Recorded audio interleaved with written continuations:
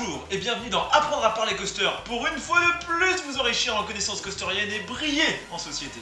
Dis, tu savais que pour ses premiers tests, Fury 325 et Carowinds avaient été équipés de roues en nylon sur 3 rangées parmi les 8?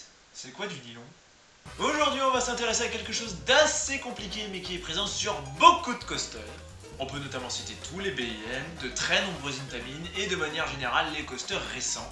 Mais c'est quelque chose qu'on ne voit pas, du moins pas directement. Il s'agit de la Heartline, qui veut dire ligne de cœur en anglais. J'ai écouté mon cœur et suivi la ligne qu'il a tracée jusqu'à toi pour te trouver, mon ami. Quel romantique coaster fan!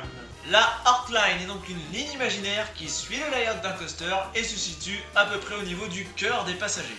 Pour illustrer un peu la chose, vous avez sur ce schéma les rails en vert, un train en bleu, le passager en jaune et le point en rouge qui représente la position du cœur et donc la position de notre Heartline. Mais bien sûr, en vrai, un train de coaster possède plusieurs sièges sur une rangée et donc la Heartline va se situer ici, au centre des rails, à la hauteur du cœur des passagers. Pour ceux qui jouent à No Limits, aussi bien le 1 que le 2, on peut afficher cette Heartline. Elle apparaît en jaune sur No Limits 1 et elle apparaît en blanc avec toutes les forces qui prennent appui dessus sur No Limits 2. Pour peu que vous ayez coché Heartline of Current Coaster Styles dans l'onglet Mode en allant sur Coaster Properties. Certains d'entre vous doivent se demander, mais à quoi peut bien servir cette Heartline? À quoi peut bien servir cette Heartline? Qu'est-ce que je vous disais? La Heartline est utilisée comme centre de gravité lors de la conception d'un coaster. C'est le point de référence sur lequel on va calculer les forces afin que le ride soit le plus confortable possible pour les passagers. Si l'on prend ce schéma dégueulasse fait par moi-même, on peut représenter les différentes accélérations comme suit, avec en rouge les accélérations verticales, en vert les accélérations latérales et les accélérations horizontales qu'on ne voit pas parce que mon pauvre bonhomme en bâton est vu de face. Donc ce schéma est valable dans un coaster si celui-ci utilise pour centre de gravité la Heartline. Maintenant, si l'on parle d'un coaster de chez Arrow, ils étaient conçus avec comme centre de gravité le centre des rails. On obtient donc un schéma semblable à celui-ci, où les forces sont calculées par rapport au train lui-même. Sauf que vous vous en doutiez sûrement, les forces ressenties ici ne seront pas valables ici. Et c'est ce qui explique la présence de jets latéraux désagréables comme dans Goudurix et son fameux dernier virage.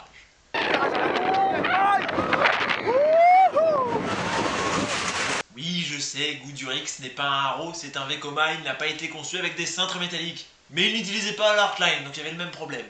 Bien sûr, ce que je viens de dire ici n'est pas forcément juste d'un point de vue purement physique. Ça a été grandement simplifié afin que ce soit compréhensible pour la plupart d'entre vous. On peut retenir que dans un coaster Heartliné, le track tourne autour de cette Heartline, alors que dans un coaster comme un vieux Arrow par exemple, le track tourne autour de lui-même. Il faut dire qu'avec ça comme outil de conception, pour donner un exemple plus concret, on va parler de deux inversions, Heartline Roll et Inline Twist. Sur une Heartline Roll, le track vrille autour de la Heartline qui elle reste droite.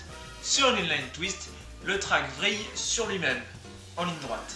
Et bien sûr, sur un coaster Heartliné, on retrouve partout ce principe du rail qui vient se courber autour de la Heartline. Comme ici sur ce début de drop sur Scream, ou sur ce S-turn de Silver Star. Et cette invention du principe de la Heartline, on la doit à Werner Stengel. Werner Stengel qui est un peu le monsieur coaster par excellence, avec plusieurs innovations majeures dans le milieu comme le premier loop clotoïdal sur Revolution, le premier launch coaster, il a décidé de nombreux layouts de coasters de renommée mondiale comme celui d'Expedition GeForce. En tout cas, vous saurez maintenant ce que c'est qu'un coaster Heartliné et vous pourrez, comme dit au début de la vidéo, briller en société. Eh, tu savais que le polyuréthane utilisé par Vekoma était... ou pas en fait. Et c'est la fin de cet apprendre à parler coaster, que vous soyez fan d'innovation en matière de Heartlining ou pas, vous pouvez partager cette vidéo. N'oubliez pas de vous abonner à ma chaîne YouTube ou de me suivre sur Facebook pour ne rien rater, je vous dis à plus.